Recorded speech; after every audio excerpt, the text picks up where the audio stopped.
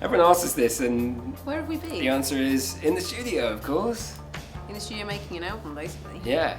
And yeah, because with the touring that we did for the last album was so extensive, it took us a long time to recharge as well. I think when the touring, we sort of said, no, we're not going to tour anymore, even though we could have still carried on.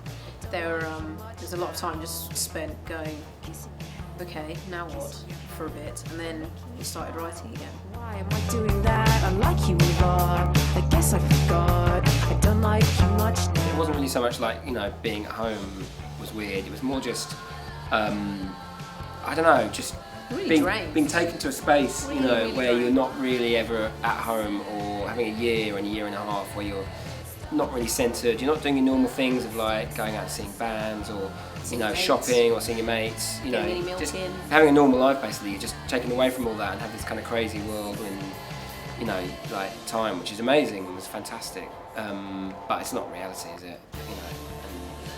And that was kind of, it took a while to kind of get over that and kind of go, oh yeah, You're just massively overstimulated. Basically. Yeah. It's like when you dangle a bit of ribbon in front of a cat, and you just go like that for ages, and then you take it away and it's a bit like, oh, where's it gone?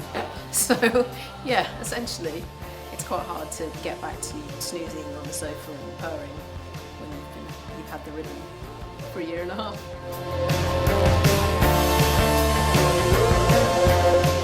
Tequila. Yeah. There was a big bottle of tequila in the studio, and No, there isn't, so that must have helped. I really don't know. I mean, I think what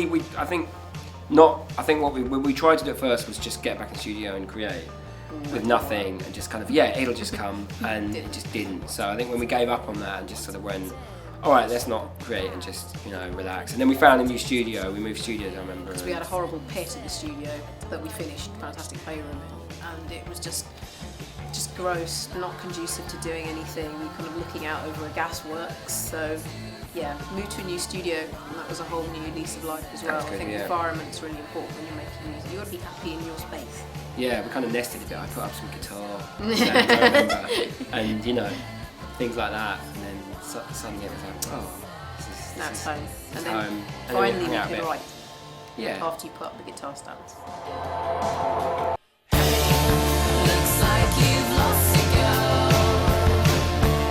Yeah, and that was a bit kind of worrying for a while, I guess.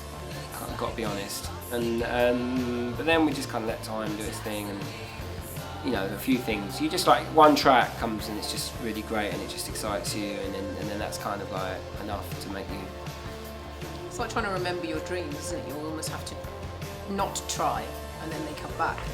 So, same with making music. As soon as you stop going, suddenly it's like, oh, this is good, isn't it?